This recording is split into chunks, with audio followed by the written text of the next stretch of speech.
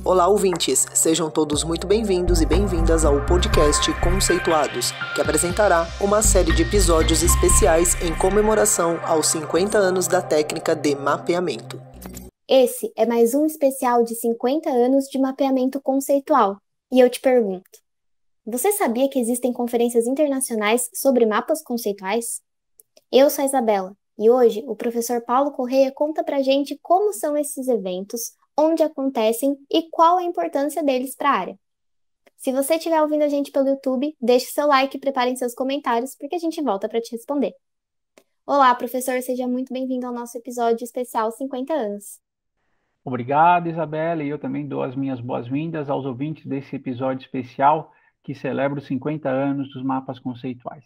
Professor, a gente ouve falar que as conferências internacionais são bem importantes para a área de mapeamento conceitual. E aí eu te pergunto, o que são essas conferências? Para responder a sua pergunta, a gente precisa dar um passo para trás e entender que os pesquisadores de qualquer área desenvolvem os seus conhecimentos e eles precisam conversar com outros pesquisadores da mesma área para verificarem se as ideias fazem sentido ou não. Então, para isso servem as conferências. São grandes encontros em função de temas específicos, onde pesquisadores interessados pelo tema trocam experiências, conversam sobre as novidades mais recentes e, de alguma maneira, a existência das conferências mostram que o tema é interessante para várias pessoas e que já existe uma certa maturidade nas discussões. Não é por acaso que, no caso dos mapeamentos conceituais, as conferências internacionais elas surgiram em 2004. Veja, né? Depois de muito tempo de todas as discussões que nós já fizemos nos episódios anteriores. Então, foi somente em 2004 que surge a primeira conferência internacional sobre mapas conceituais e ela foi sediada na Espanha. Agora, é interessante a gente notar que um tema tão específico como mapas conceituais foi capaz de gerar uma conferência internacional. E ela fez tanto sucesso que, desde então, as conferências internacionais se repetem a cada 2 anos, em anos pares.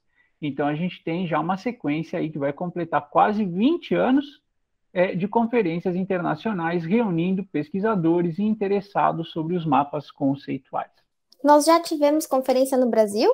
Tivemos sim, Isabela. Dentro dessa sequência que começou em 2004, a gente organizou aqui no Brasil a 6ª edição internacional dessa conferência em 2014. Então veja que 2014 foi um ano muito especial que colocou o Brasil em evidência, porque a gente teve aqui a Copa do Mundo e depois, em setembro, após a Copa do Mundo, a gente teve a realização em Santos da Conferência Internacional no Brasil. E foi um grande evento, a gente conseguiu aqui reunir pesquisadores e interessados brasileiros nos mapas conceituais, e eles dialogaram de perto com as maiores figuras internacionais da nossa área. E o professor Joseph Nova, que participou por videoconferência, porque ele já está com uma certa idade e ele não consegue mais fazer voos de longa distância. Mas ele fez questão de participar e foi uma honra tê-lo aqui conosco em Santos. Que bacana contar com a presença dele.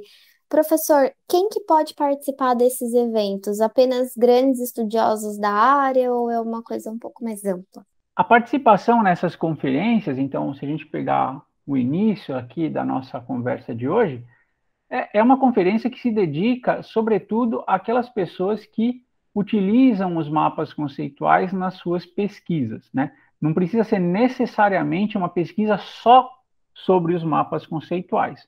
A gente pode imaginar que um grupo de professores, por exemplo, numa escola, ou um professor de uma dada universidade, eles utilizam os mapas conceituais para avaliar a aprendizagem, ou para organizar o currículo, ou para fazer projetos interdisciplinares.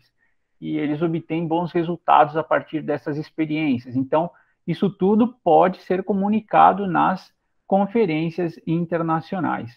Então, é um espaço de diálogo bastante rico e interessante que direciona as pesquisas futuras dos mapas a partir do que é feito e consolidado na atualidade. Então, as conferências elas acabam trazendo um oxigênio, ar novo, ideias novas, para que a gente descubra novas formas e formas mais eficientes de usar os mapas conceituais, né? A gente pode até imaginar que nesse contexto, após a pandemia, a gente vai passar a observar vários trabalhos, né, explorando como usar os mapas conceituais em plataformas digitais, por exemplo, que era um desafio menos evidente nos tempos anteriores à pandemia. E por falar em pandemia, professor, antes da pandemia, eu acredito, né, que o evento era como qualquer evento acadêmico, científico. Agora existe alguma discussão para transformar essa conferência num evento online? A história desse evento ela é muito curiosa, justamente, Isabela, porque o grupo de pesquisadores que participam é um grupo restrito.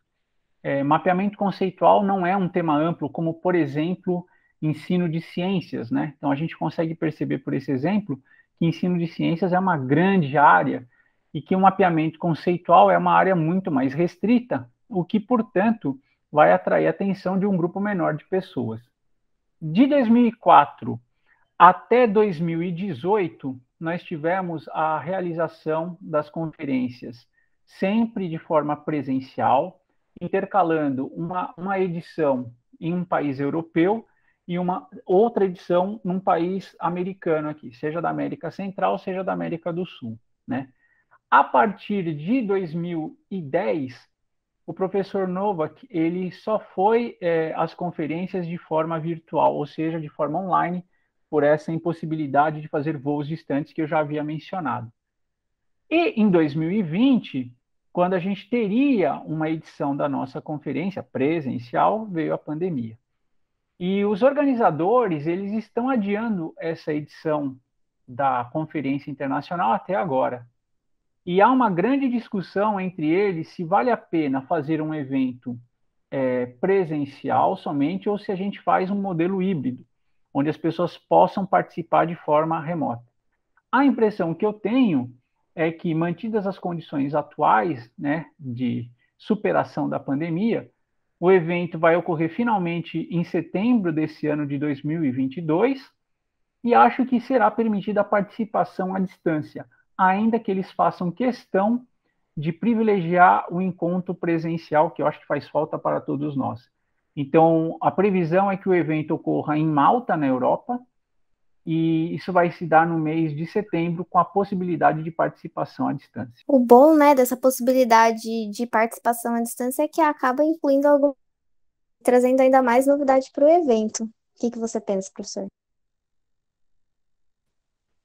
Eu acho que é um ganho, nós vamos entender melhor a possibilidade de ter eventos híbridos e ter eventos online, sobretudo nesses meses que se seguem ao final da pandemia, porque essa é uma experiência recente, né, no contexto dos eventos científicos, e acho que a gente precisa testar essas possibilidades e identificando as melhores formas de explorar as ferramentas digitais para ampliar o acesso a esse conhecimento para a maior quantidade possível de pessoas.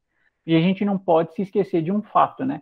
As conferências, elas existem para aumentar também o número de pesquisadores e interessados na utilização da técnica de mapas conceituais.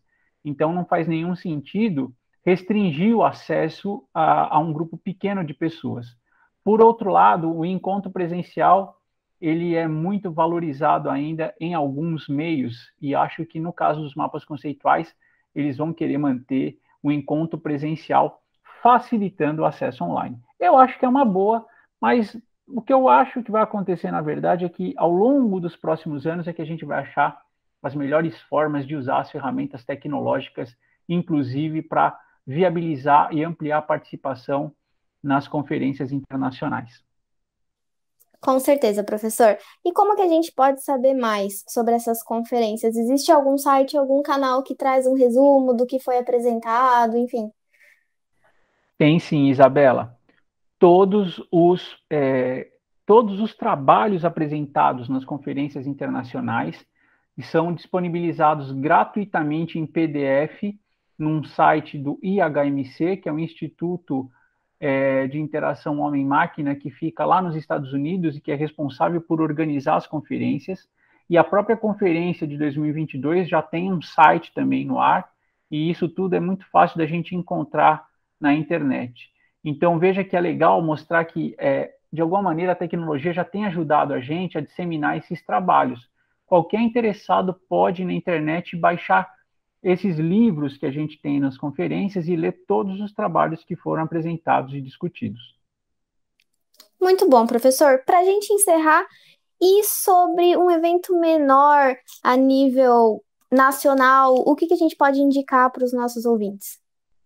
Considerando os eventos nacionais, eu diria que o Encontro Nacional de Aprendizagem Significativa, criado e mantido pelo professor Marco Antônio Moreira, ele é o principal evento que reúne os interessados pela técnica de mapeamento conceitual.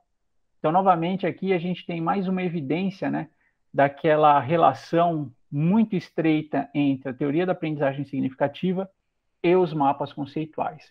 Infelizmente, a gente ainda não tem um evento nacional só de mapas conceituais, mas eu acho que isso é uma questão de tempo. A gente ainda precisa amadurecer a comunidade brasileira de pesquisadores e professores que se interessam pela técnica e, quem sabe, dentro de alguns anos, a gente possa ter um evento nacional só dedicado aos mapas conceituais. Atualmente, além do Encontro Nacional de Aprendizagem Significativa, tem o Encontro Nacional de Pesquisa em Educação Científica, que a gente conhece como INPEC, que também é um bom local para a gente encontrar trabalhos sobre mapas conceituais. Nesse segundo caso, a gente tem uma restrição. Como o INPEC ele tem o seu foco voltado ao ensino de ciências, a gente vai encontrar trabalhos que utilizam mapas aplicados ao ensino de ciências e não a outras disciplinas. Excelente, professor. Muito obrigada por trazer essas informações e por participar de mais um especial de 50 anos. Eu aproveito e deixo aqui o convite para os nossos ouvintes acompanharem os próximos episódios dessa saga. Obrigado, Isabela, e vamos continuar a nossa conversa sobre os 50 anos de mapas conceituais. Até a próxima. E para você que gosta da técnica, aproveite essa sequência de episódios e conheça outros pontos também importantes nessa história. Te espero no próximo episódio. Conceitue-se você também. Além do podcast, você pode encontrar informações sobre o nosso grupo de pesquisa e o conhecimento produzido no canal do YouTube, Facebook e LinkedIn Mapas Conceituais e o nosso perfil no Instagram, Conceituais Mapas. Esperamos vocês por lá.